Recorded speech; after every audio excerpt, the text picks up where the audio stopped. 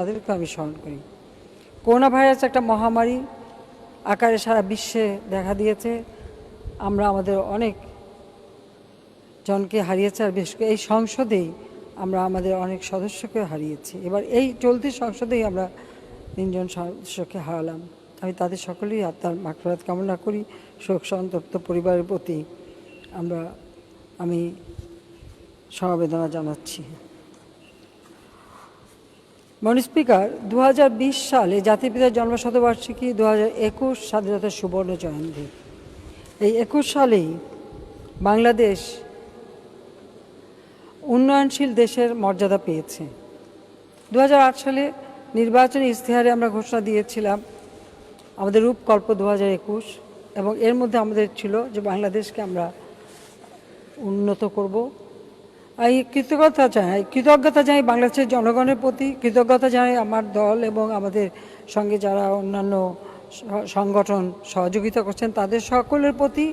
এই কারণে যে সকলের সহযোগিতা এবং জনগণের ভোটে নির্বাচিত হয়ে সরকারে এসেছি বলেই জনগণের সেবা করার সুযোগ পেয়েছি এবং বাংলাদেশের মানুষের জীবনে একটা পরিবর্তন আনতে সক্ষম হয়েছি।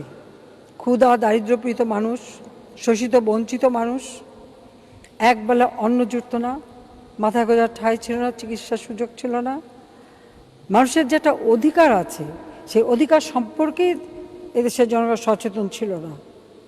কারণ জাতির পিতা দেশ স্বাধীন করেছেন, মাত্র 3.5 বছর হাতে ক্ষমতা ছিল। এই 3.5 বছরের মধ্যে যুদ্ধ বিধ্বস্ত বাংলাদেশ গড়ে তুলে বাংলাদেশকে উন্নয়নের পথে এগিয়ে নিয়ে গিয়েছিলেন এবং বাংলাদেশকে স্বল্পোন্নত দেশে তিনি উন্নত করেছিলেন এবং আরও অর্থনৈতিক উন্নয়নের জন্য ব্যাপক পদক্ষেপও নেন। দুর্ভাগ্য আমাদের 15ই আগস্ট সেই সুযোগ এদেশের মানুষ হারালো, জাতিপিতাকে হত্যা করা হলো। তারপর থেকে দেশ এগোতে পারেনি। 21টা বছর এদেশে বারবার কূ হয়েছে, হত্যা, কূ, ষড়যন্ত্রের রাজনীতি চলেছে, রাতে কারফিউ, মানুষের স্বাভাবিক চলার পথ বন্ধ, মানুষের অধিকার নেই। আর ভোটের রাজনীতি, কথাই তো ছিল 10টা হুন্ডা 20টা গুন্ডা, নির্বাচন ঠান্ডা। তো সে সময় নির্বাচন বলতে কী বলতো, মানুষ যে তাদের ভোট সম্পর্কেও কিন্তু সচেতন ছিল না, গণতান্ত্রিক অধিকার ছিল না। মার্শাল্লাহ দিয়ে অথবা মিলিটারি ডিক্টেটররা ক্ষমতা দখল করলে তারপর যদি উর্দি খুলে যতই লেবাস বদলাক, চরিত্র বদলায় না, দেশের উন্নতি হয় না, সেটা প্রমাণিত সত্য। এই জন্য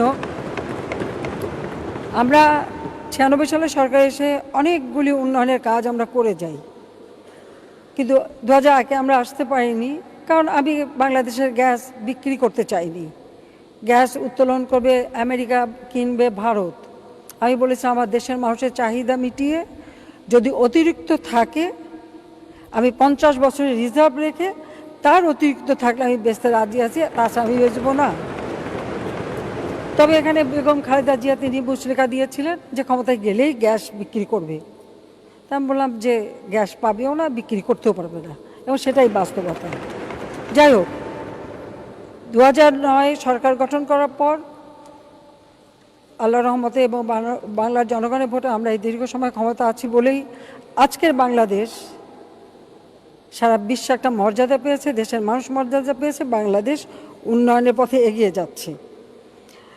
ব্রিটেনের গবেষণা সংস্থা centre for economic and business research CEBR এর মতে অর্থনৈতিক বিকাশ অব্যাহত থাকলে 2035 সাল নাগাদ বিশ্বের 25তম বৃহৎ অর্থনীতির দেশে পরিণত হবে বাংলাদেশ।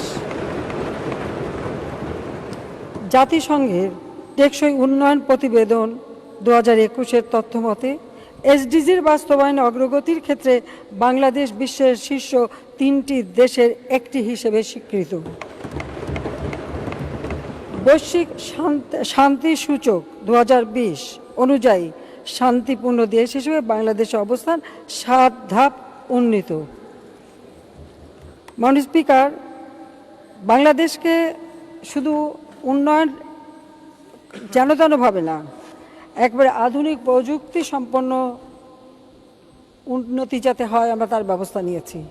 স্যাটেলাইট 1 বঙ্গবন্ধু আমরা উৎক্ষেপণ করেছি, স্যাটেলাইট 2 উৎক্ষেপণের প্রস্তুতিও আমরা নিচ্ছি। আজকে সারা বাংলাদেশে আমরা ইন্টারনেট সার্ভিস দিচ্ছি।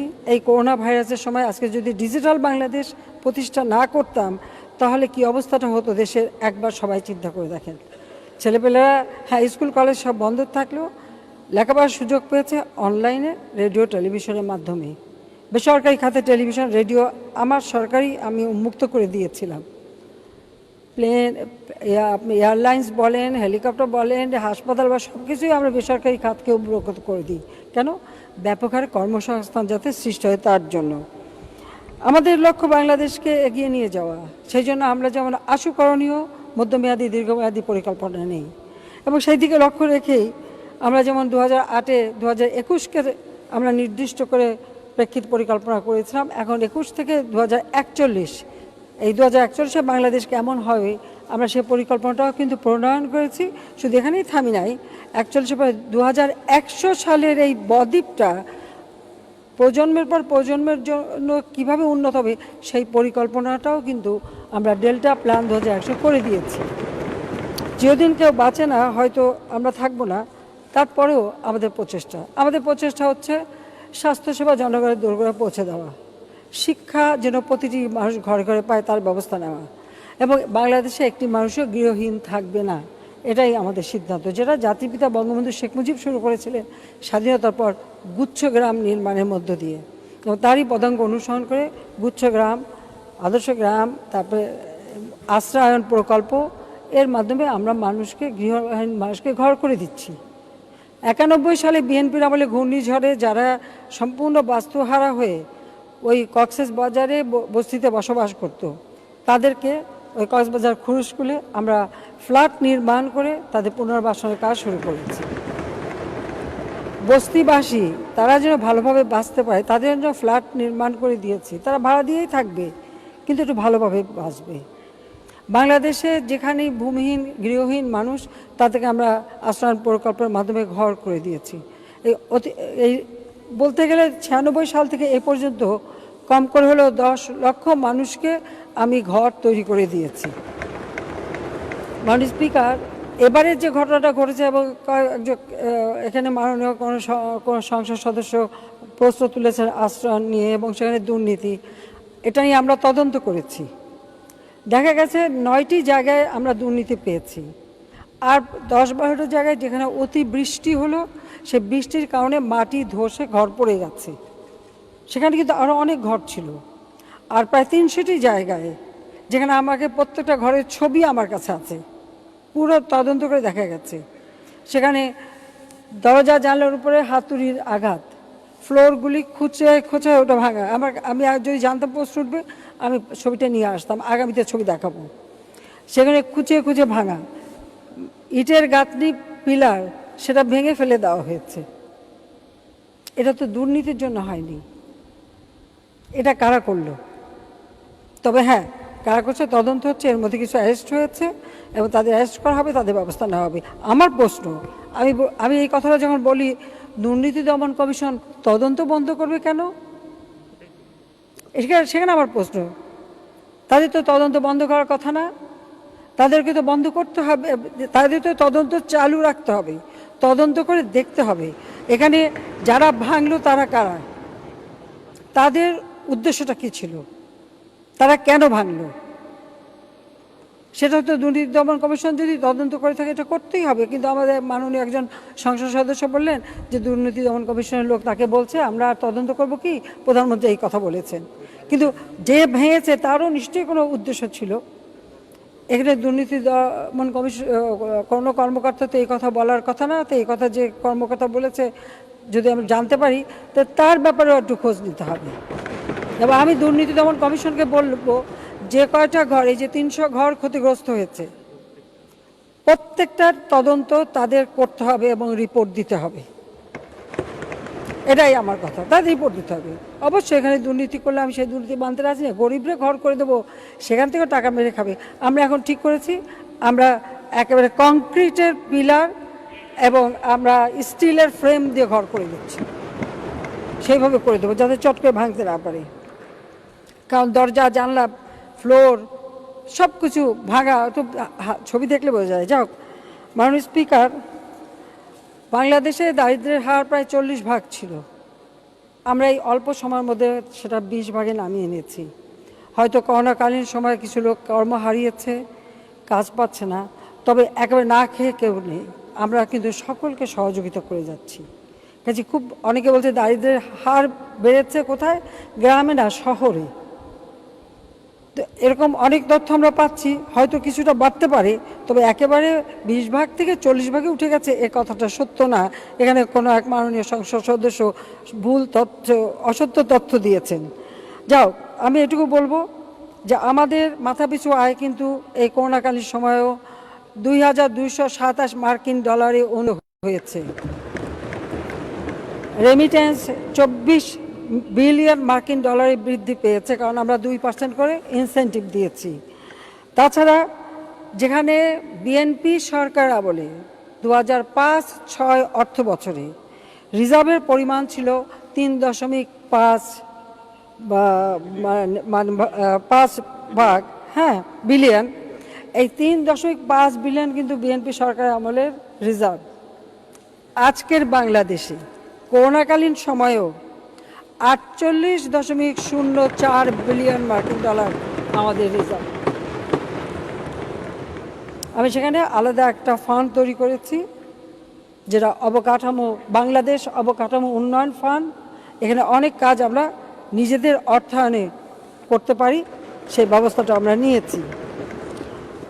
অর্থনৈতিক অগ্রগতিতে বিশ্বে 5টি দেশের মধ্যে বাংলাদেশ একটি। বর্তমানে বাংলাদেশ বিশ্বের 41তম বৃহৎ অর্থনীতির দেশ। মানুষের খাদ্য নিরাপত্তা নিশ্চিত করেছি, পুষ্টি নিরাপত্তা নিশ্চিত করেছি, চিকিৎসার ব্যবস্থা করেছি। মানুষের স্বাস্থ্য যাতে ভালো থাকে তার ব্যবস্থা নেওয়া হয়েছে। একেবারে মায়ের পেটে যে সন্তান, সেই মাকেও যেমন আমি ভাতা দিচ্ছি, মা বাচ্চা হবার পরে যে বাচ্চা মায়ের দুধ খায় সেই মাকেও আমি ভাতা দিচ্ছি, এবং সার্বিকভাবে স্কুল ফিডিং কর্মসূচি করছি, যার জন্য খুব স্বাভাবিকভাবে এবং মানুষের মাঝে সচেতনতা আসছে। আজকে মানুষের গড় আয়ু 73 বছরে উন্নীত হয়েছে।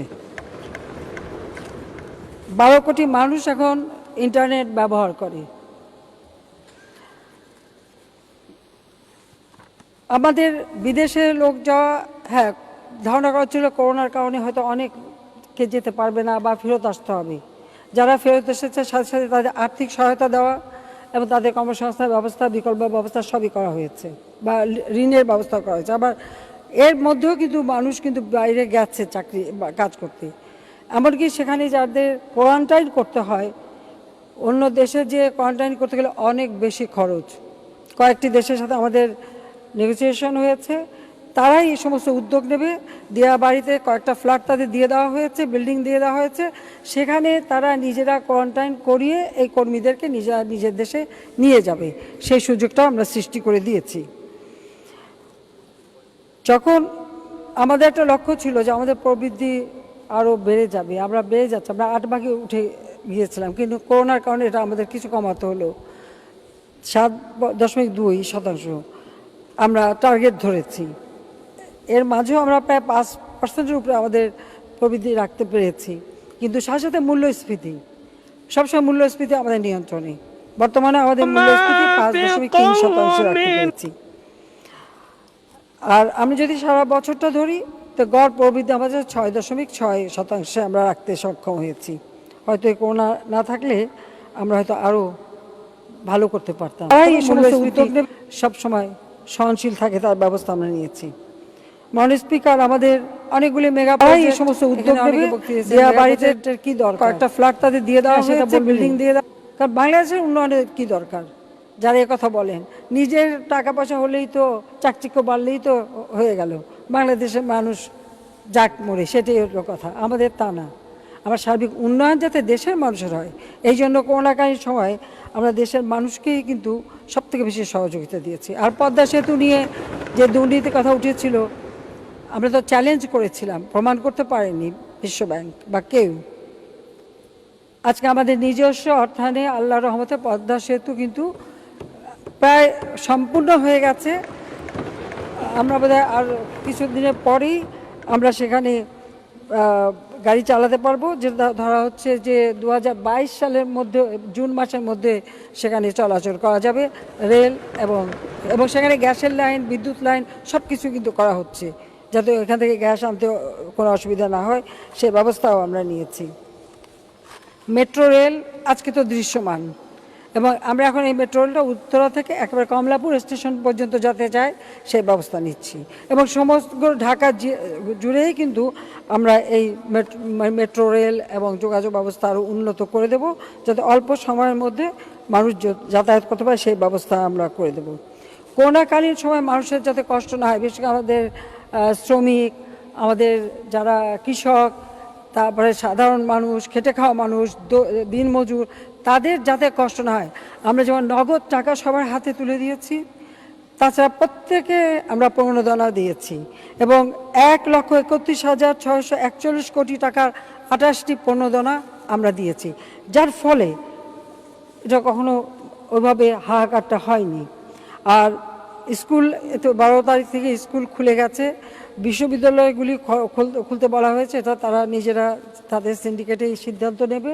ইতিমধ্যে তাদের সমস্ত ছাত্রছাত্রীদের এবং শিক্ষক, কর্মচারী, এমন কর্মচারীদের পরিবার সকলকে, এবং শুধু ছাত্রছাত্রী তাদের পরিবার সহ সকলে যাতে টিকা পায় তার ব্যবস্থাও আমরা করে দিয়েছি, এবং সবাই টিকা পাবে সেটা ব্যবস্থা আমরা নিয়েছি।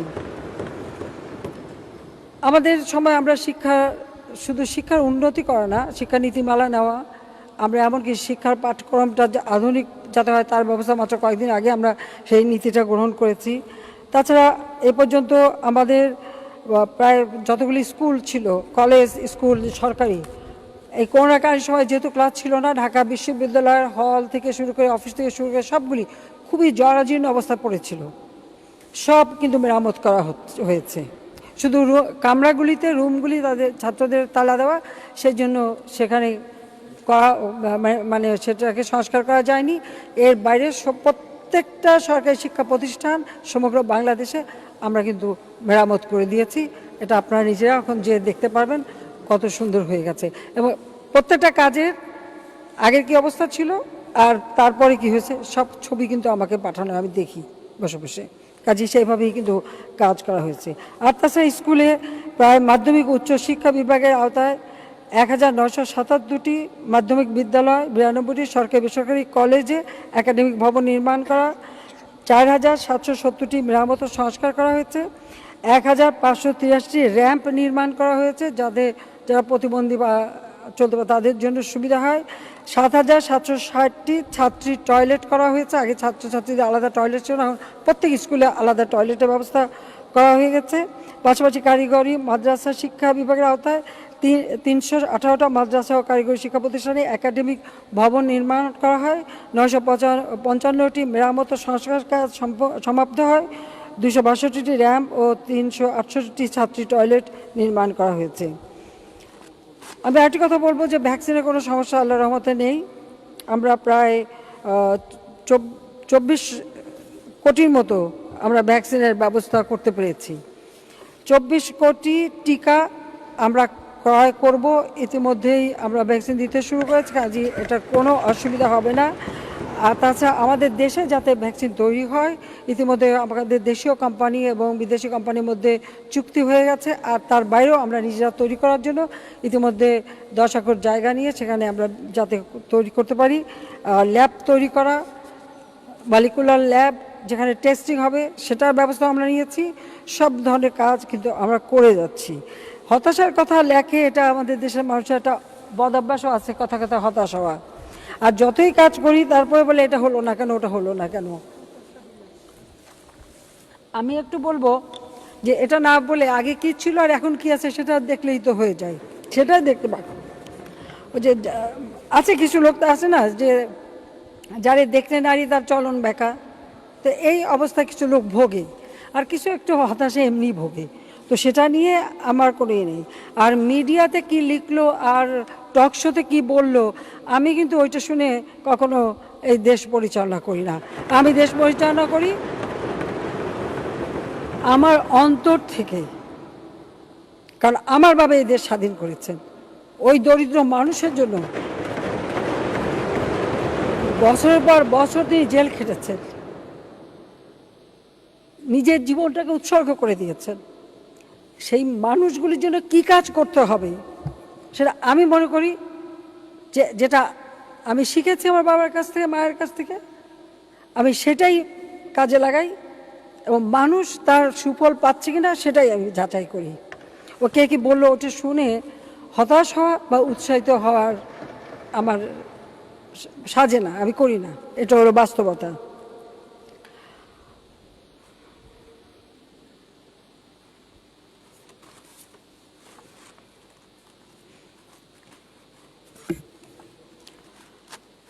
আমাদের মাননীয় একজন সদস্য উনি বাজেটেও বলছেন, বক্তৃতাও বলছেন যে স্বাস্থ্য খাত নাকি একেবারে শেষ হয়ে গেছে, আর বিএনপির এই সদস্য বলছেন ওনারা যদি আসে তাহলে নাকি সব ঠিক করে ফেলবে। তোমাদের ঠিক করার নমুনা একটু না বলে পাচ্ছি না। এত লম্বা বক্তৃতা দেওয়ার ইচ্ছা ছিল না মাননীয় স্পিকার, কিন্তু এত কথা শুনলাম আর লিখলাম, একটু না বলে কেমন করে হয় যে ওনারা এত ভালোভাবে সব ঠিক করে দেন।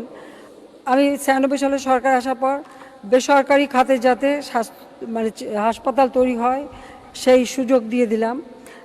হাসপাতালের যন্ত্রপাতি আনলে শিল্প কারখানা করতে যে সুযোগটা পায় সেই ব্যবস্থাটা করে দিলাম।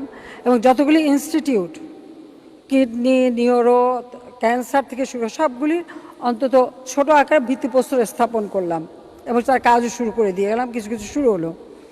আসলে বিএনপি ক্ষমতায় এসেই ওই যে আমার নামে যত পাথর যেখানে ছিল লাগানো, মানে যত ভিত্তিপ্রস্তর সবই ভেঙে ফেলে দিল।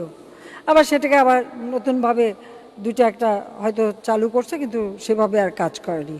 কিন্তু আমরা 2009 যখন আবার আসলাম, এমনকি মাতোয়াইলের মাতৃ শিশু হাসপাতাল আমাদের করা, এবং পুরো ঢাকা এবং সারা বাংলাদেশে যেখানে উপজেলা 31 বেড ছিল সবগুলি 50 বেড, আমরা সমস্ত জেলা হিসাব করে কোন জেলায় কত রুগী হাসপাতালে যায় সেটা সার্ভে করে সেই অনুযায়ী বেড সংখ্যা বাড়ালাম।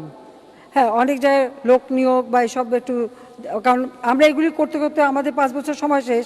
এরপর যখন বিএনপি আসলো তারপর হয়নি, আমরা দ্বিতীয়বার এসে আবার কাজগুলি করে যাচ্ছি।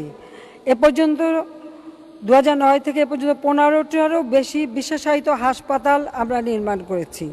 National Institute of neuro science প্রথম পর্যায়ে, কুর্মিটোলা 500 শয্যা বিশিষ্ট জেনারেল হাসপাতাল, খিলগা 500 শয্যা বিশিষ্ট জেনারেল হাসপাতাল, National Institute of ENT Tejgaon 250 শয্যা বিশিষ্ট টিবি হাসপাতাল, Shyamoli Dhaka, Bangladesh Institute of Tropical and Infectious Diseases Fakirhat, এবং এটা ফকিরহাট হবে না, এটা চট্টগ্রাম। আচ্ছা, 100 শয্যা বিশিষ্ট শেখ ফজিলাতুন্নেসা মুজিব চক্ষু হাসপাতাল ও প্রশিক্ষণ প্রতিষ্ঠান স্থাপন গোপালগঞ্জ, ঢাকা শিশু হাসপাতাল, এবং ঢাকা কাল এই পার্লামেন্টে কিন্তু আমরা আইন করেছি শিশু হাসপাতাল এবং ইনস্টিটিউট নির্মাণ করার, কারণ শিশু বিশেষজ্ঞ, স্বাস্থ্য বিশেষজ্ঞ আমাদের দরকার, আর বিশেষজ্ঞ করতে গেলে আমার ইনস্টিটিউট দরকার, সেই ব্যবস্থাও করে দিয়েছি। এবং ঢাকা মেডিকেল কলেজ, সেখানে আবার 2 নাম্বার, আর প্রথম একটা ছিল 800 বেডের, আমরা আরও 500 বেডের মানে দ্বিতীয় ইউনিট সেটা নির্মাণ করে দিয়েছি। এটা প্রথমবারই সরকারি চেষ্টা করেছি। বাংলাদেশের প্রথম মেডিকেল বিশ্ববিদ্যালয় আমরা করে দিই। এবং এই মেডিকেল বিশ্ববিদ্যালয়ের অবস্থাটা কি করেছিল, বঙ্গবন্ধু মেডিকেল বিশ্ববিদ্যালয় রুগী ছিল 300 কি 400, আর বিএনপি ক্ষমতা এসে তাদের ড্যাবের যত নেতা সব চাকরি পেল সেখানে। রুগী 300 থেকে 400, ডাক্তার 800, কেউ প্র্যাকটিসও করে না, কিছু করে না, কিন্তু ওইখানে চাকরি নিয়ে বসে থাকলো। এত ভালো ব্যবস্থা তারা করে দিয়েছিল, যা মানে বিশ্ববিদ্যালয়ের অবস্থা এই কাইন্ড, রুগী যা তাকে ডাবল ডাক্তার এখানে। এটাই তো খুব ভালো ব্যবস্থা তারা নিয়েছিল। কমিউনিটি ক্লিনিক করেছিলাম, গ্রামের পায়ে হেঁটে চিকিৎসা পেত।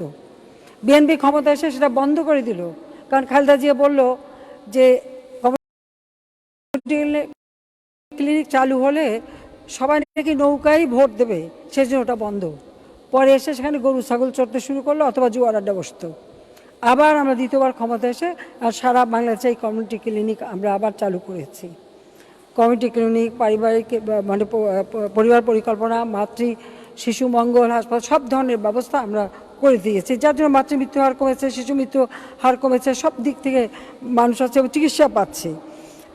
আমরা national institute of neuro science, অনেকে যায় না, আমাদের দেশে বড় লোকরা কিছু হলেই ফ্রুতকে উড়ে চলে যায় বিদেশে, এবার করোনায় অনেকে যেতে পারে নাই। তারপর তারা যখন এইসব হাসপাতালে গেছে, সবার চক্ষু চড়ক গাছ যে এত সুন্দর আন্তর্জাতিক মানের হাসপাতাল বাংলাদেশে আছে, অনেকেই সেটা জানতেই পারে নাই। তো এবার করোনা সেটা শিখিয়ে দিয়েছে, এই একটা ভালো কাজ আমি মনে করি যে করোনা থেকে হয়েছে, সেখানে তারা গেছে। তো জাতীয় বার্ন ও প্লাস্টিক সার্জারি ইনস্টিটিউট, 250 শয্যা বিশিষ্ট জাতীয় চক্ষু বিজ্ঞান ইনস্টিটিউট হাসপাতাল শেরেবাংলা নগরে, 50 শয্যা বিশিষ্ট জাতীয় ক্যান্সার ইনস্টিটিউট ও হাসপাতালকে 300 শয্যায় উন্নীত করা হয়েছে। আমাদের যে নিটোর অর্থাৎ পঙ্গু হাসপাতাল, সেটাকেও উন্নত মানের হাসপাতাল আমরা করে দিয়েছি, কারণ আমি নিজে দেখেছি প্রথমে যখন আসছি সেখানে নাম পঙ্গু হাসপাতাল আর তার লিফট পঙ্গু হয়ে পড়ে আছে, রুগী নেয় ট্রলাতে করে। বিএনপিও ক্ষমতা ছিল, জাতীয় পার্টিও ক্ষমতা ছিল, কেউ আর এটার পরিবর্তন করার কথা চিন্তাই করেনি। যাও, এখন সেখানে চমৎকার বিল্ডিং এবং সুন্দর হাসপাতাল আমরা করে দিয়েছি। প্রতিটি বিভাগে মেডিকেল বিশ্ববিদ্যালয় আমরা নির্মাণ করে দিচ্ছি, যেখানে চিকিৎসা কর্মসংস্থান সবই হবে। চট্টগ্রাম, সিলেট, রাজশাহীতে তো শুরু হয়ে গেছে। আর কোভিড ডেডিকেটেড হাসপাতালগুলি নতুন নতুন যে আমরা বেড এবং ব্যবস্থা করে দিয়েছি, সেখানে 10,500টা শয্যা, 589টি আইসিইউ আছে। চিকিৎসা কার্যক্রম সবসময় অব্যাহত আছে, আর পর্যায়ক্রমিকভাবে সমস্ত জেলায় জেলায় আমরা সেই সুযোগটা করে দিচ্ছি। তাছাড়া 727টি হাই ফ্লো ক্যানুলার এবং 913টি অক্সিজেন কনসেন্ট্রেটর সরবরাহ করা হচ্ছে প্রত্যেকটা জেলা হাসপাতাল, মেডিকেল কলেজ হাসপাতাল এবং বেসরকারি হাসপাতাল, এখানে এগুলি সমস্ত আমরা সরবরাহ করে দিচ্ছি। আর সরকারিভাবে ঢাকার মধ্যে 71টি এবং ঢাকার বাইরে 47টি সহ মোট 118টি RT-PCR পরীক্ষাগারে, 30টি জিন এক্সপার্ট পরীক্ষাগার, 73টি কোভিড-19 র্যাপিড অ্যান্টিজেন সেন্টারের মাধ্যমে প্রতিদিন কোভিড-19 স্যাম্পল সংগ্রহ করা হচ্ছে। আমাদের মানে আমরা 2009 সাল থেকে এই পর্যন্ত প্রায় 22,273 জন চিকিৎসক কিন্তু আমরা নিয়োগ দিয়েছি। আর এই অল্প কয়েকদিনের মধ্যে যে কোভিড এবং বিভিন্ন যখন হলো, তখন 78তম BCS-এ এবং তারপর 38তম BCS, 38-39 BCS-এ প্রথম পর্যায়ে, 39তম BCS-এ প্রথম পর্যায়ে, 39তম BCS-এ দ্বিতীয় পর্যায় এবং 42তম BCS-এ স্পেশাল এবং জুনিয়র কনসালটেন্ট অ্যানেস্থেসিওলজিস্ট, যার খুব অভাব আমাদের। প্রায় 409 জন অ্যানেস্থেসিওলজিস্ট আমরা নিয়োগ দিচ্ছি, সেটা ব্যবস্থা হয়ে গেছে। এবং আমরা এই সর্বমোট প্রায় 11,136 জন আমরা এটা নিয়োগ দেওয়ার ব্যবস্থা নিয়েছি, মানে এগুলি সব তাদের ব্যবস্থা করা হয়ে গেছে। সেই সাথে সাথে আমরা মেডিকেল টেকনোলজিস্ট 5 ক্যাটাগরিতে 1,200 জন, মেডিকেল টেকনিশিয়ান 1,650 জন, 9টা ক্যাটাগরিতে, কার্ডিওগ্রাফার 150 জন এবং মেডিকেল টেকনিশিয়ান ল্যাবে যারা কাজ করবে 202 জন। মহামান্য রাষ্ট্রপতিকে দিয়ে কিছু এই নিয়োগে কিছু প্রমার্জনা করে এদেরকে আমরা নিয়োগের ব্যবস্থা করছি, অর্থাৎ আরও 3,000 পদ সৃষ্টি করা হয়েছে। কাজে চিকিৎসার ক্ষেত্রে কোনো অসুবিধা নেই। নার্স, বিএনপি সরকার বা জাতীয় পার্টি যখন ছিল মাত্র 1200 ডিপ্লোমা নার্স ছিল, 15,000 নার্স ইতিমধ্যে আমরা দিয়ে দিচ্ছি এবং নার্সটাকে আমরা গ্র্যাজুয়েট নার্স করে দিচ্ছি। এখন নার্সরা মাস্টার ডিগ্রি, এমনকি PhD-ও করতে পারে। আমার বিদেশ থেকে আমরা তাদেরকে ট্রেনিং করেও নিয়ে আসছি, যাতে চিকিৎসা সেবাটা সর্বোচ্চ পর্যায়ে থাকে। এখন আমার প্রশ্ন,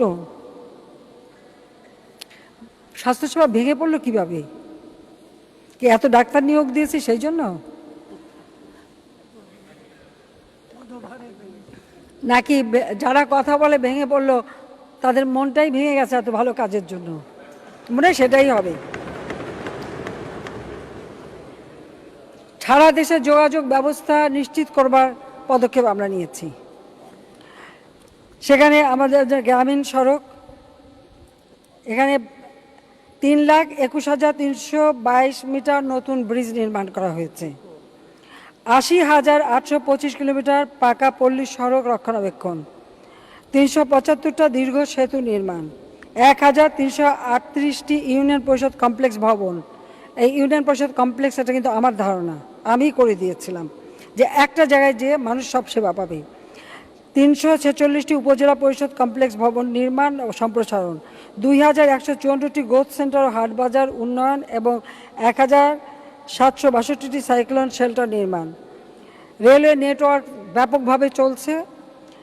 553.7 কিলোমিটার জাতীয় মহাসড়ককে 4 বা তার থেকে ঊর্ধ্ব, কোথাও 6 লেনে উন্নীত করা হয়েছে।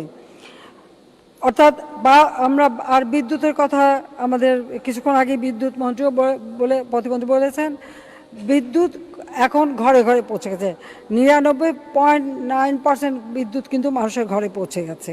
আর সঞ্চালন লাইনও আমরা নির্মাণ করে দিচ্ছি। শুধু সঞ্চালন লাইন না, দ্বীপ অঞ্চলে সাবমেরিন কেবল দিয়ে আমরা বিদ্যুৎ পৌঁছে দিচ্ছি। এখন আমাদের 25,335 মেগাওয়াটে উন্নীত হয়েছে। আর 99.99% মানুষ কিন্তু বিদ্যুৎ সুবিধা পাচ্ছে, যেখানে দিতে পারে সোলার দেওয়া হচ্ছে। আর বহুমুখী বিদ্যুৎ উৎপাদন আমরা করে যাচ্ছি।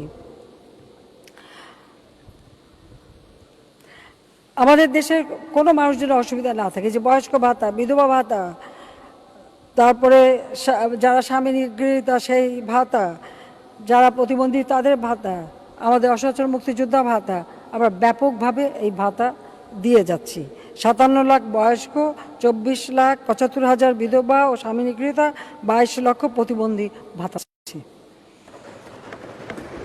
আমাদের যুগোপযোগী খালি শিক্ষানীতি না, আমরা বিনামূল্যে বই দিচ্ছি, বৃত্তি দিচ্ছি। 2,53,00,000 শিক্ষার্থী বৃত্তি পাচ্ছে। বৃত্তি উপবৃত্তি একেবারে, মানে আমরা প্রাইমারি থেকে নিয়ে শুরু করে উচ্চশিক্ষা পর্যন্ত এই বৃত্তি দেওয়া হচ্ছে। 26,193টি প্রাথমিক বিদ্যালয় জাতীয়করণ করা হয়েছে। 1,05,000 শিক্ষকের চাকরি জাতীয়করণ আমরা করেছি। যেখানে বিদ্যালয় নেই এই ধরনের এলাকা, প্রায় 1,495টি সরকারি প্রাথমিক বিদ্যালয় স্থাপন করা হয়েছে। 2009 থেকে 337টি বেসরকারি মাধ্যমিক বিদ্যালয়, 339টি বেসরকারি কলেজ আমরা সরকারিকরণ করেছি। অর্থাৎ প্রত্যেক উপজেলা একটা করে কলেজ, একটা করে, যেখানে ছিল না সরকারি আমরা সেখানে সরকারি করে দিয়েছি। আমরা এই পর্যন্ত 1,97,864 জন শিক্ষক নিয়োগ দিয়েছি এবং মাদ্রাসা শিক্ষাকে আধুনিকায়ন করা হয়েছে। 125টি উপজেলা ICT training and resource centre প্রতিষ্ঠা করা হচ্ছে। কাজী শিক্ষার দিক থেকেও আমরা মাদ্রাসা শিক্ষাকেও বাদ দেইনি। দাওয়ায়ে ইসলাম সেটা আমরা তো দিয়ে দিয়েছি, তাদেরকে কওমি মাদ্রাসা তাদের আমরা স্বীকৃতি দিয়েছি এবং আমরা আরবি বিশ্ববিদ্যালয়ও করে দিয়েছি এবং তাদেরকেও আধুনিক এবং কারিগরি শিক্ষা যাতে পায়, কর্মসংস্থান হয় সে ব্যবস্থা করেছি। সারা বাংলাদেশে আমরা প্রত্যেকটা উপজেলায় আমরা একটা আধুনিক মসজিদ এবং মানে ইসলামিক সাংস্কৃতিক কেন্দ্র নির্মাণ করা শুরু করেছি। ইতিমধ্যে আমরা কয়েকটি উদ্বোধন করেছি, বাকিগুলি কাজ চলছে, যাতে করে ধর্ম সম্পর্কে সঠিক শিক্ষাটা সবাই পায়, ধর্মের নামে যেন কেউ জঙ্গিবাদ সন্ত্রাসে জড়িয়ে না পড়ে, সেটাই আমাদের উদ্দেশ্য। এই জঙ্গিবাদ সন্ত্রাস থেকে আমরা দেশকে দূরে রাখতে চাই। আজকে খাদ্য উৎপাদন, বিএনপি সরকারের আমলে কত খাদ্য উৎপাদন হতো 2005-06 সাল পর্যন্ত? 2005-06 সালে 1,80,00,000 মেট্রিক টন খাদ্য উৎপাদন হতো। আর বর্তমানে আমরা রিসার্চ করে করে সব ব্যবস্থা নিয়েছি, 4,53,44,000 মেট্রিক টনে উন্নীত করেছি। দেশ নাকি ধ্বংস হয়ে যাচ্ছে। তো বিএনপি 1,80,00,000 কিন্তু আমাদের করা। 96 সালে এসে আমরা পেয়েছিলাম মাত্র 70 লক্ষ মেট্রিক টন, 74 লক্ষ মেট্রিক টন। সেটাকে আমরাই বৃদ্ধি করে রেখে গিয়েছিলাম। আবার যা বৃদ্ধি করেছিলাম বিএনপি সরকার আবার তা কমিয়েও দিয়েছিল। তা এখন আমরা এই কয়েক বছরে 4 কোটিতে উন্নীত হয়েছে। আর তাছাড়া মাছ, মাংস, ডিম, দুধ সব দিক থেকেই কিন্তু আমাদের উৎপাদন হয়েছে। ফল, প্রত্যেকটা ক্ষেত্রে আমরা কিন্তু উন্নতি করে যাচ্ছি। আমরা যে তথ্য প্রযুক্তি ডিজিটাল বাংলাদেশ প্রায় 10 লক্ষ মানুষের কর্মসংস্থান হয়েছে আমাদের ইয়াং ছেলেপেলেরা, এবার ঘরে বসে টাকা কামাই করতে পারে, আউটসোর্সিং করতে পারে, এবং আরও আরও 10 লাখ কর্মসংস্থান হবে, সে ব্যবস্থাও আমরা নিয়েছি। একবার ইউনিয়ন পর্যায় পর্যন্ত ব্রডব্যান্ড যাচ্ছে, আর স্যাটেলাইটের মাধ্যমে তো আছেই, আমরা সে ব্যবস্থাও নিয়েছি। মোবাইল সিম এখন আমাদের জনসংখ্যা থেকে বেশি মোবাইল সিম ব্যবহার হয়, কারণ কেউ একটা ফোন ব্যবহার করে না, 2-3টা করে ব্যবহার করে। আমরা ইতিমধ্যে 4G চালু করেছি, 5G চালু করাও আমাদের ব্যবস্থা নেওয়া হয়েছে। আমরা 4184টি শেখ রাসেল ডিজিটাল ল্যাব স্থাপন আর পাসপোর্ট ভিসাও আমরা চালু করছি। করোনার জন্য একটু বাধাগ্রস্ত ছিল, এখন আবার নতুন করে কাজ শুরু হচ্ছে। সমস্ত দেশে 28টি হাইটেক পার্ক এবং সফটওয়্যার টেকনোলজি পার্ক স্থাপন করা হয়েছে। 100টি অর্থনৈতিক অঞ্চল করে দিচ্ছি বিভিন্ন এলাকায়, ব্যাপকভাবে বিনিয়োগ হবে দেশে বিদেশে এবং কর্মসংস্থান হবে, এবং আমাদের উৎপাদিত পণ্য কাঁচামাল হিসেবে ব্যবহার হয়ে সেগুলি প্রক্রিয়াজাত করে যাতে বিদেশে রপ্তানি করতে পারি সেই ব্যবস্থাও নেওয়া হবে, সেই ব্যবস্থাও আমরা দিয়েছি। যাতে করে কৃষি জমি নষ্ট হবে না, ওখানে সব ধরনের সুযোগ সুবিধা আমরা করে দেবো, সেই ব্যবস্থা আমরা নিয়েছি। কাজে আমরা এইভাবে প্রত্যেকটা ক্ষেত্রে কাজ করে যাচ্ছি। আমি একটু মাননীয় স্পিকার অনেক সময় নিলাম, তবে একটা দুটো কথা বোধহয় না বললেই নয়। চাকরির কথাটা বলেছেন, আসলে যখন বিসিএস পরীক্ষা কিন্তু নিচ্ছে, এবং যে সময়টা নষ্ট হয়েছে সেখান থেকে সেটা কিন্তু অব্যাহতি দেওয়া হয়েছে, কাজে ওই সময়টা ধরা হবে না। ঠিক যে সময় পরীক্ষা দিয়ে তাদের চাকরি পাওয়ার কথা ওই টাইমটাই তাদের ধরা হবে। কাজে ওই যে বয়স বৃদ্ধিটা, ওটা আমরা অব্যাহতি দিয়ে তাদের পরীক্ষা দেওয়ার ব্যবস্থা কিন্তু নেওয়া হচ্ছে। কাজে ওই যে বয়স বাড়াতেই হবে সেটা না, হ্যাঁ অবশ্যই এটা একবারের জন্যই করা হবে। আরেকটি বিষয়, আমাদের বিএনপির এক নেতা বলেছিলেন যে হাড়িভাঙ্গা আম পাকিস্তানের প্রধানমন্ত্রীকে দিয়েছি। দেখুন, আমাদের পররাষ্ট্রনীতি সকলের সাথে বন্ধুত্ব, কারোর সাথে বৈরিতা নয়।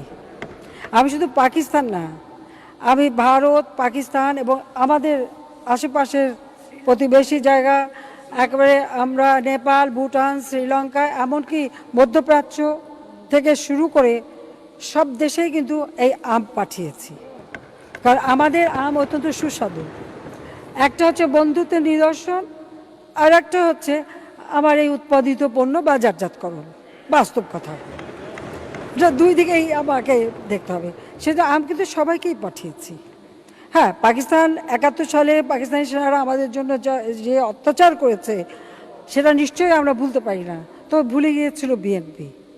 জিয়াউর রহমান, হ্যাঁ মুক্তিযোদ্ধা, বঙ্গবন্ধু তাকে খেতাব দিয়েছে, সবই সত্যি, কিন্তু আদতে কি তার মুক্তিযুদ্ধে তার অবদানটা কি? মুক্তিযোদ্ধা চলাকালীন সময় কর্নেল আসলাম বেগ, আমার কাছে থাকলে চিঠি আমি দেখাতাম, চিঠি আমার কাছে আছে, কর্নেল আসলাম বেগ চিঠি দিয়েছিল জিয়াউর রহমানকে। তার কারণ কি?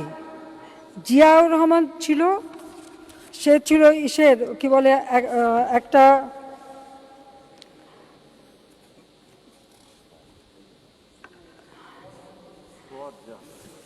না আমি বলছি, সে একটা ইসের বোধহয় অধিনায়ক ছিল।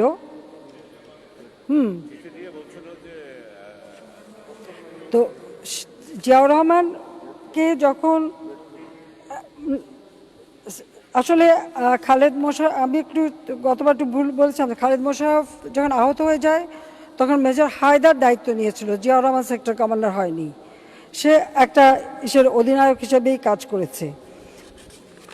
কিন্তু এখানেই আমাদের মাননীয় সংসদ সদস্য দেখিয়েছেন যে জিয়া যেখানে দায়িত্বে ছিল সেখানে সব থেকে বেশি নাকি মানুষ মারা গেছে, ক্যাজুয়ালিটি সব থেকে বেশি। মাননীয় স্পিকার, তিনি একটা সেন্টারে অধিনায়ক হিসেবে দায়িত্ব পালন করেছেন, আর সেখানে ক্যাজুয়ালিটি বেশি হয়েছে। তাহলে প্রশ্ন আসে যে সে তাহলে যুদ্ধে কি কাজ করেছে পাকিস্তানিদের পক্ষে, যাতে আমাদের মুক্তিযোদ্ধারা মৃত্যুবরণ করে, সেই ব্যবস্থা করেছিল কি না? সেটাই আমার প্রশ্ন। যে সে তো একটা সেক্টরের অধিনায়ক, সেক্টর কমান্ডার, একটা সেক্টরের অধিনায়ক ছিল জিয়া। আমাদের মাননীয় সংসদ সদস্য এই যে আমার সামনে বসে আছেন হারুন সাহেব, উনি বললেন ওইখানে সবচেয়ে বেশি ক্যাজুয়ালিটি। এটা অর্থ এটা দাঁড়ায় যে যে সেনাপতি থাকে বা যে দায়িত্বে থাকে বা যিনি কমান্ড করেন, তাহলে সে কি কমান্ড করলো যে সেখানে আমার মুক্তিযোদ্ধারা মৃত্যুবরণ করলো এত বেশি? হ্যাঁ, সে কি করেছে আমি বলি, আসলাম বেগ, কর্নেল আসলাম বেগ তখন ঢাকায় সে দায়িত্বরত ছিল, পরবর্তীতে পাকিস্তানের সেনাপ্রধান হয়েছিল। সে কর্নেল আসলাম বেগ জিয়াকে একটা চিঠি দেয় মুক্তিযুদ্ধ চলাকালীন সময় 71 সালে। সেই চিঠিতে সে লিখেছিল যে আপনি খুব ভালো কাজ করছেন, আমরা আপনার কাছে সন্তুষ্ট, আপনার স্ত্রী পুত্রকে নিয়ে চিন্তা করবেন না, আপনাকে ভবিষ্যতে আরও কাজ দেওয়া হবে। চিঠিটা আমার কাছে আছে, এটা পার্লামেন্টে একবার পড়া হয়েছে। আমি যদি জানতাম এই কথাটা আমি নিয়ে আসতাম, তো একসময় আমি নিয়ে এসে এটা দেবো, এটা আমাদের প্রসিডিংসের পার্ট হয়ে থাকা উচিত। তো ওটা এটা পড়েছে, অনেকেই পড়ছে। তো এখানেই প্রশ্ন মাননীয় স্পিকার, যে একটা সেক্টরের যদি সে অধিনায়ক হয়ে সেখানে ক্যাজুয়ালিটি বাড়িয়ে দেওয়ার মানে কি? তো নিজের হাতে পাকিস্তানি সেনাদের সে গুলি করতেই যায়নি, সে আমাদের নিজেদের লোকদের এগিয়ে দিয়েছে মরতে। এবং এর মেজর হাফিজের বইতে কি আছে? এখন বই চেঞ্জ করছে। কাজী সেখানে এটা হলো প্রশ্ন, যেখানে খালেদ মোশাররফ আহত হলো, যেখানে অন্য সেক্টরগুলিতে আমরা করি। আর জিয়ার কবর নিয়ে কথা উঠছে, আর আমি আর এখানে কিছু বলতে চাই না। বললো যে 40 বছর পরে না, জিয়ার মৃত্যু সংবাদের পর তার লাশ খুঁজে পাওয়া যায়নি, গায়েবানা জানাজা হয়েছিল, কয়েকদিন পরে একটা বাক্স আনা হলো। এখানে কেউ একটা বুদ্ধি দিয়েছে, আর জেনারেল এরশাদ সাহেব আবার এ ব্যাপারে যথেষ্ট পারদর্শী, সাজিয়ে গুজিয়ে একখানা বাক্স নিয়ে এসে দেখানো হলো। তখন এই পার্লামেন্টে বারবার প্রশ্ন এসেছে যে যদি লাশ পাওয়া যায় তো লাশের ছবি থাকবে না কেন? পোস্টমর্টম করা হলে সে পোস্টমর্টমের সেটাও তো একটা রিপোর্ট বানাই দিয়েছিল, এবং সব না আমি বলি লাশ শনাক্ত করেছিল মীর শওকত শনাক্ত করে। তো একদিন কথা, আমি তাকে অনেক মুক্তিযোদ্ধা হিসেবে আমি চিনতাম, আমি জিজ্ঞাসা করেছিলাম সত্যি কথা বলেন তো, সে বলে যে লাশ কোথায় পাবো? ইভেন জেনারেল এরশাদ সাহেব, তাকে আমি বললাম যে আপনি যে বাক্স নিয়ে আসলেন, এই মৃত্যু কিছুদিন আগেও বারবার জিজ্ঞেস করতো, আপনি একটু বলেন তো যে আপনি যেটা বাক্স আনলেন লাশটা, আপনি আমাকে বলছে বোন লাশ বাবু কোথায়? আর কি বলবো ওরা। কাজে যে আজকে যেটা কথা আসছে, এ কথা বারবার আমরা জিজ্ঞেস করেছি। তো তখন যারা বিএনপি নেতারা ছিল তারা কি করে গেছে সেটা আপনারা দেখেন। যাই হোক, আমি মানে আসলে বলতে গেলে তো অনেক কথাই, যাক আর আমি বেশি সময় নেব না মাননীয় স্পিকার। আমি এটুকুই বলবো, একটা কথা ভালো বলছে রুমিন ফারহানা যে ইতিহাস ফিরে আসে। হ্যাঁ ঠিক তাই, আমি সম্পূর্ণ একমত। ৭৫-এর পর জাতির পিতা বঙ্গবন্ধু শেখ মুজিবুর রহমানকে বাংলাদেশের ইতিহাস থেকে মুছে ফেলা হয়েছিল, তার ছবিটাও দেখানো হতো না, তার নামে কোনো বই তো ছাপানো দূরের কথা, কারো বইতে যদি নাম চলে আসে বা ছবি চলে আসতো, তো তখনকার টেলিভিশনে ওই ছবির উপরে একটা কাগজ দিয়ে তারপরে দেখানো হতো, এমনভাবে নিষিদ্ধ করা হয়েছিল। ৭ই মার্চের ভাষণ বাজাতে দেওয়া হতো না। আর আমি ৮১ সালে ফিরে আসার পর যখন ৩২ নম্বর বাড়িতে ঢুকতে গেছে, সেই বাড়িতে আমাকে কিন্তু ঢুকতে দেয়নি। তখন জিয়াউর রহমান বেঁচে আছে, আমাকে ঢুকতে দেয়নি।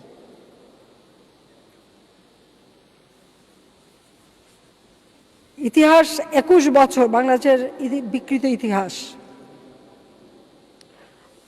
২৫শে মার্চ যখন সারা দেশে ব্যারিকেড দেওয়া হচ্ছে, এই চট্টগ্রামে যখন সবাই ব্যারিকেড দিচ্ছে, জিয়াউর রহমান তখন পাকিস্তানি সেনাদের হয়ে যারা কাজ দাঁড়ান পাকিস্তানি সেনাদের হয়ে তখন ওই যারা ব্যারিকেড দিচ্ছিল তাদেরকে গুলি করে মেরেছে। ওই যে মেজর রফিক এখানে উপস্থিত আছেন। এরপরে সে গেল সোয়াত জাহাজ থেকে অস্ত্র নামাতে, সেখানে পাবলিক ঘেরাও দিল, ঘেরাও দিয়ে তাকে আটকালো। জাতির পিতা যে স্বাধীনতার ঘোষণাটা, যেটা তখনকার ইপিআর, এখন বিজিবি, ওয়্যারলেসের মাধ্যমে এবং পুলিশ স্টেশনের মাধ্যমে সারা বাংলাদেশে ছড়িয়ে গেল। যে সংগ্রাম পরিষদ করা হয়েছিল তার নেতারা সেগুলি সংগ্রহ করে সেটা সারা বাংলাদেশে প্রচার শুরু করে দিল। চিটাগাঁয়ে সেটা প্রচার করা শুরু হলো। জিয়াউর রহমান চিটাগাঁয়ে ক্যান্টনমেন্টে যেখানে ছিল সেখানে কোনো সিদ্ধান্ত দেয়নি বলে সব থেকে বেশি মানুষ মারা গেছে সেইখানে। এখনও ভাটিয়াতে সে গণকবর রয়ে গেছে। সে যদি সঠিক সিদ্ধান্ত দিত আমাদের সোলজাররা তারা ব্যবস্থা নিতে পারত, কিন্তু সেটা সে করে নাই, যেটা অন্যেরা করেছিল, কিন্তু জিয়াউর রহমান তা করেনি। হ্যাঁ, তাকে রেডিওতে নিয়ে যায় যখন 26 তারিখে দুপুরবেলা থেকে, দুপুর 2টা থেকে প্রথম আমাদের হান্নান সাহেব, আওয়ামী লীগের সেক্রেটারি, এবং একের পর এক জাতির পিতার ওই ঘোষণাপত্র পাঠ করতে থাকেন। যখন জহুর আহমদ চৌধুরী সাহেব বলেন যে একজন আর্মির লোক ডেকে নিয়ে আসো, তাহলে একটু যুদ্ধ মনে হবে, তখন আমাদের লোকরা আমাদের মেজর রফিক সাহেবের কাছে যান। উনি বলেন আমি অ্যাম্বুশ করে বসে আছি, আমি সরে গেলে এখানে পাকিস্তানি আর্মি ঢুকে যাবে, তোমরা অন্য কাউকে খোঁজো। তো জিয়াকে তখন পাবলিক কিন্তু অ্যারেস্ট করছে, এই জাহাজে যেতে দেবে না। তো তাকে আবার ধরে নিয়ে আসে, ওখানে নিয়ে তখন তাকে বসায় যে এখানে বসে ওই যাচ্ছে। 26 তারিখে জিয়াউর রহমান কিন্তু কোনো ঘোষণা দেয়নি। 26 তারিখ আমাদের স্বাধীনতা দিবস। 26 তারিখ দুপুর 2টা থেকে সারা দিন কিন্তু এই আওয়ামী লীগের নেতারাই ঘোষণা দিয়ে গেছে। আর ওই 26 তারিখে জিয়া গেছে সোয়ার জাহাজে আনতে, ওকে তাকে রাত্রেবেলা ধরছে ওখানে। 27 তারিখে তাকে যখন নিয়ে আসে তখন 27 তারিখ সন্ধ্যায় জিয়াউর রহমান ওই ঘোষণাটা পাঠ করে। এটা হলো 27 তারিখ সন্ধ্যায়। যখন জিয়ারে ঘোষক বলা হতো, এই পার্লামেন্টে যখন প্রশ্ন উঠলো 26 তারিখ স্বাধীনতা দিবস, উনি 27 তারিখ ঘোষণা দেয় কিভাবে? ইতিহাস এমনভাবে বিকৃত করে যে সেই 27 তারিখে তারা 26 তারিখ বানায় ফেললো। অথচ 26 তারিখ তখনও জিয়াউর রহমান পাকিস্তানি সেনা বাহিনীর সদস্য হিসেবে কর্মরত। তখনও জিয়াউর রহমান পাকিস্তানি সেনাবাহিনীর সদস্য হিসেবে কর্মরত। তাহলে সে কি করে ঘোষণাটা দিল? তো ওটা বলার পর তারা আবার তারিখই বদলায় ফেললো। যেখানে জাতির পিতা বঙ্গবন্ধু শেখ মুজিব সেই ভাষা আন্দোলন থেকে নিয়ে শুরু করে এই দেশের মানুষকে ঐক্যবদ্ধ করে একটা স্বাধীনতার সমস্ত ব্যবস্থা করে দেশ স্বাধীন করেছে, আর সেখানে একজন মেজর একখানা ইস্যুর উপরে দাঁড়িয়ে একটা বক্তৃতা দিল আর দেশ স্বাধীন হয়ে গেল, সবাই যুদ্ধে ঝাঁপিয়ে পড়লো। এটা কখনো হয়? আর জিয়াউর রহমান একটা মেজর ছিল, বঙ্গবন্ধু শেখ মুজিব তো সবাইকে একসাথে দ্রুত প্রমোশন দিয়ে মেজর জেনারেল বানিয়েছিল। বাংলাদেশ স্বাধীন না হলে যে জীবনে মেজর জেনারেল হতে পারতো, কোনোদিন হতে পারতো না, কারণ তার বাবা মা পাকিস্তানে মাইগ্রেট করে এবং জিয়াউর রহমান ওখানেই আর্মিতে ঢোকে। তার পোস্টিং হয় এই আমাদের বাংলাদেশে, পাকিস্তান আর্মির 14 ডিভিশন এখানে ছিল, এখান থেকে বিভিন্ন জায়গায় যে পোস্টিংগুলো সেই পোস্টিংয়ে শেষ ছিল। ভালো করে বাংলাও তো বলতে পারতো না, উর্দু খুব পছন্দ ছিল, এটা ওদের বাস্তব। যাও, 75-এর হত্যার সঙ্গে যে জড়িত এতে তো কোনো সন্দেহ নেই। আমি তাকে আসামি করতে চেয়েছিলাম, তখন আমাদের হোম সেক্রেটারি ছিল রেজাউল হায়াত, সে আবার বলল যে মৃত মানুষকে তো আসামি করা যায় না। আমার মানে এটা ভুল, নামটা ঢাকা উচিত ছিল, কারণ জিয়া যে ষড়যন্ত্রে জড়িত সে তো ফারুক রশিদ নিজেরাই বলেছে, বিবিসি ইন্টারভিউতে বলেছে, অ্যান্থনি ম্যাসকানহাসের বইতে আছে, লরেন্স লিপসুজের বইতে আছে, কীভাবে অস্বীকার করবে? আর তাই যদি না করে তাহলে স্বাধীনতার পর যে যুদ্ধ অপরাধীরা বিচার হয়েছিল তাদেরকে সে ছেড়ে দিল কেন? জিয়াউর রহমান যে সেই বিচার বন্ধ করে সবাইকে কারাগার থেকে মুক্তি দিল। এমনকি ঢাকা বিশ্ববিদ্যালয় সূর্য সেন হলে যে 7 খুন করলো সেই খুনিকেও ছাড়লো।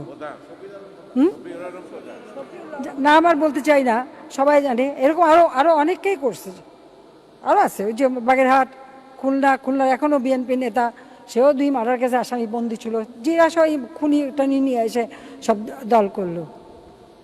সে কি মানে স্বাধীনতা যদি করবে তাহলে যারা পাকিস্তানি হানাদার বাহিনীর সাথে এক হয়ে এই দেশের অগ্নিসংযোগ, হত্যা, খুন, ধর্ষণ করেছে, তাদেরকে মন্ত্রী, উপদেষ্টা, তাদেরকে পার্লামেন্টে বসালো। আর তার থেকে আরো